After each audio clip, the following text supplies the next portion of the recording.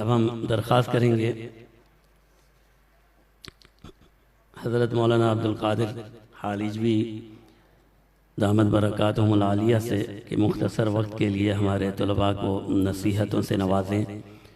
खानका हालिजी शरीफ के सज्जादा नशीन हज़रत मौलाना अब्दुल कादिर हालिजवी साहब दामद बरकातुहुल आलिया।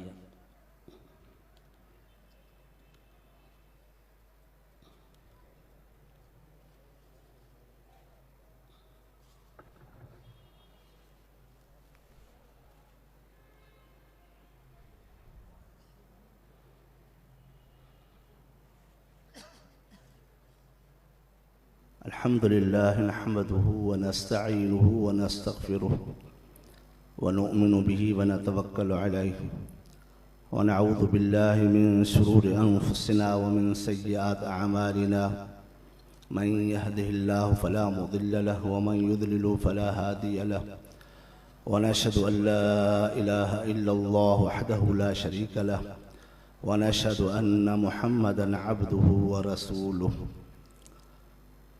अल्लाहुम्मा सल्लि अला सय्यिदिना मुहम्मदिन नबिय्यिल उम्मी व आलिहि व बारिक व सल्लिम अदद कुल्लि मअलूमिन लक दाइमन अबदा।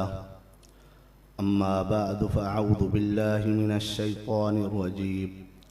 बिस्मिल्लाहिर रहमानिर रहीम। वमा खलक़तुल जिन्न वल इंसा इल्ला लियअबुदून। सदक़ल्लाहुल अज़ीम। अल्लाह तबारक व ताला के एहसान हुए तो अल्लाह ताला ने इस बाबरकत मजलिस में शिरकत की शरफ बख्शी। अल्हम्दुलिल्लाह मुस्तक हैं मौलाना मुफ्ती मुहीद्दीन साहब और उनके बेटे सारे, जिन्होंने हमें भी इस बाबरकत मजलिस में शिरकत की तौफीक अता फरमाई।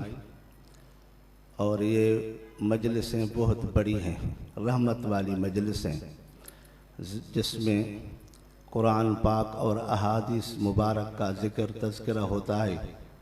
हुज़ूर पाक सल्लल्लाहु अलैहि वसल्लम के सुन्नत के मुताबिक तालीमात दी जाती हैं।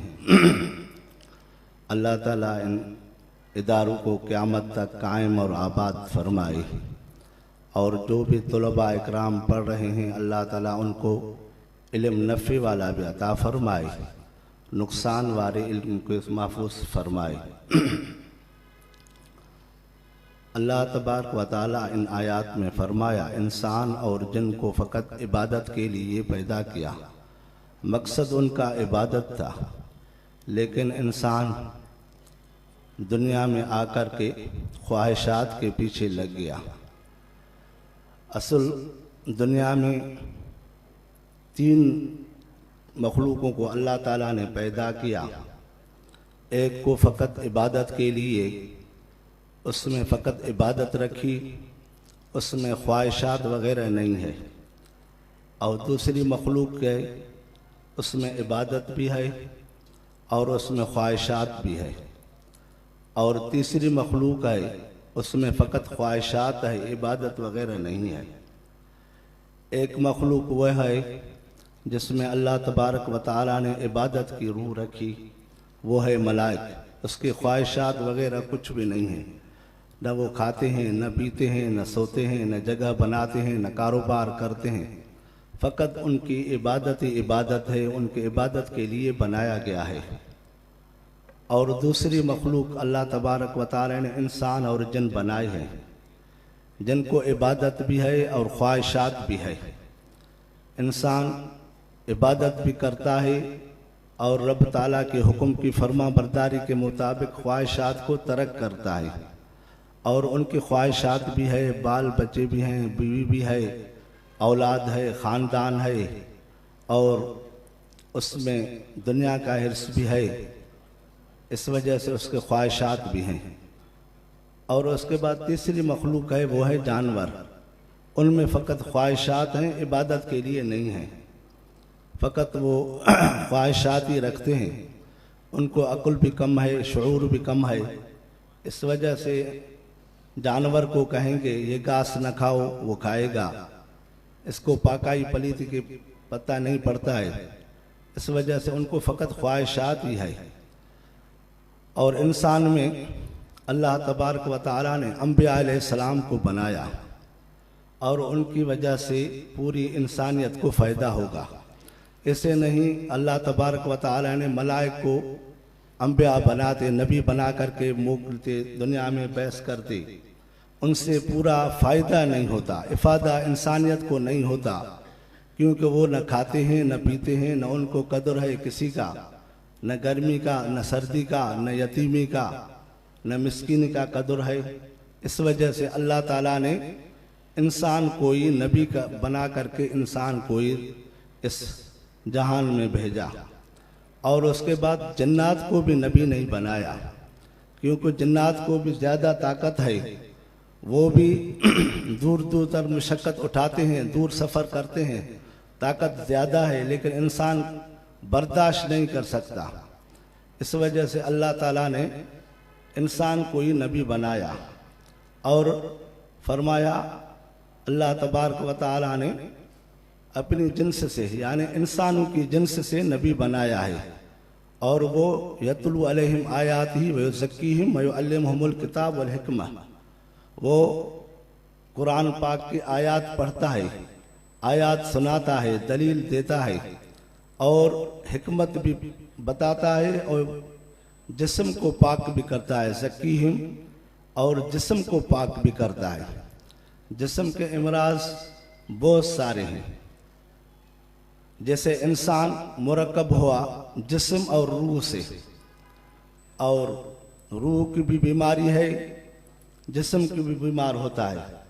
जिस्म की बीमारी ज़ाहिरी होती है, इसके लिए अल्लाह तबारक व तआला ने हुक्मा और डॉक्टरों को बनाया। और रूह को जो बीमारी है उसके लिए अल्लाह तबारक व तआला ने अंबिया भेजे। उसके बाद अल उलमा वरसतुल अंबिया, और उलमा जो हैं बुजुर्गान दीन हैं, वो उनकी परवरिश करेंगे, रूह को तक़वियत देंगे, उसका इलाज करेंगे। अब रूह जो है वो इसकी ग़िज़ा ऊपर है आसमान से, और जिस्म है उसकी ग़िज़ा ज़मीन से है, क्योंकि आदम अलैहिस्सलाम की पैदाइश ज़मीन से हुई, तो इस वजह से अभी इनकी पैदाइश ज़मीन से होती है। अनाज गंदम खाएगा, अनाज खाएगा, मेवा वगैरह खाएगा, फल फ्रूट खाएगा, उसको जिस्म मजबूत होगा। डॉक्टर उनको बताएगा ये सेब खाएं तो ये फ़ायदा होगा, केला खाएं कि ये फ़ायदा होगा। इस वजह से हर मेवे में अपनी अपनी खुसूसियत रखी अल्लाह तबारक व तआला ने। और गंदम खाएगा इसकी ताकत ये होगी, चावल खाएगा ये ताकत होगी। जिस्म के ज़ाहिरी हिसाब से जिस्म कमज़ोर होगा, ज़ाहिरी डॉक्टर के पास चले जाएंगे और हकीमों के पास चले जाएंगे। और रूह की बीमारी होगी, उसके लिए बुजुर्गान दीन उलमा इकराम के पास चले जाएंगे। वो उसके रूह की बीमारी, उसमें शिरक होगा, कुफ्र होगा, हसद होगा, बीमारी होगी, तकब्बुर, उजुब होगा।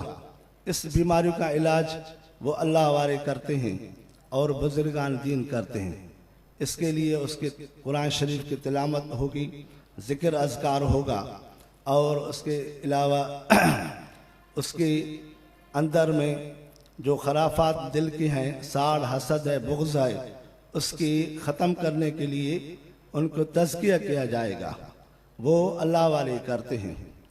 अब उसके बाद फिर उलूम ज़ाहिरी वो अंबिया अलैहिस्सलाम से हासिल हुआ, जिस तरह हुज़ूर पाक सल्लल्लाहु अलैहि वसल्लम ने असहाब सुफ़ा मदरसे की बुनियाद रखी, उसकी तरतीब दी, उसमें वो जो तुलबा पढ़ते थे उसमें उससे फैज़ ये चल रहा है।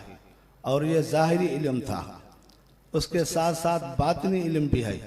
वो बातिनी इल्म नूर और हिदायत है, और इल्म ज़ाहिर जो है वो किब्र हसद पैदा करता है और तासुब पैदा करता है, हसद पैदा करता है। मेरे पास इल्म है, उनके पास इल्म नहीं है, मेरे पास इनकी पहचान है, उनके पास पहचान नहीं है। इस वजह से कुछ तकब्बुर आ जाता है। फिर उसके बाद अल्लाह वालों के साथ बैठने से, उनकी सोबत हासिल करने से उनमें जो कुदूरत है, हसद है, किब्र है, वो ख़त्म हो जाता है। उनको ज़िक्र अज़कार की वजह से और उसका तज़किया हो जाता है, और उसके लिए उसके पास बैठने से सोबत से हासिल होता है। इस वजह से यह सिलसिला भी सोहबत से हुजूर पाक सल्लल्लाहु अलैहि वसल्लम से लेकर आखिरी तक चला आ रहा है। जिस तरह सनद है उलमा इकराम से, ज़ाहिरी उलूम की सनद है, इस उस्ताद से, इसने इसका उस्ताद हुआ, ये उस्ताद हुआ, इसी तरह शुजरा जो है वो भी सिलसिले का भी इसी तरतीबा दोनों चल रहे हैं इकट्ठे। अल्हम्दुलिल्लाह इनसे दोनों को फ़ायदा होगा, जो सोहबत में होगा उनको भी फ़ायदा होगा, अल्लाह वालों के सोहबत में बहुत बड़ा फ़ायदा होता है। जिस तरह मौलाना अशरफ अली थानवी रहमतुल्लाह अलैह के पास एक आदमी खड़ा था, उसने कहा अल्लाह की रहमत जो है हर वक्त बुजुर्ग के ऊपर रहमत, अल्लाह के वली के ऊपर रहमत बरसती है, क्या हम जो बैठे हैं हमारे ऊपर भी रहमत है। तो एक आदमी पंखा चला रहा था, हाथ वाला पंखा, तो हजरत ने कहा उसको कि आपका इरादा तो यह है कि फ़कत मुर्शिद को लगे, लेकिन हवा जो है सारे जो मजलिस में बैठे हैं सबके ऊपर गिर रही है, उसको लग रही है।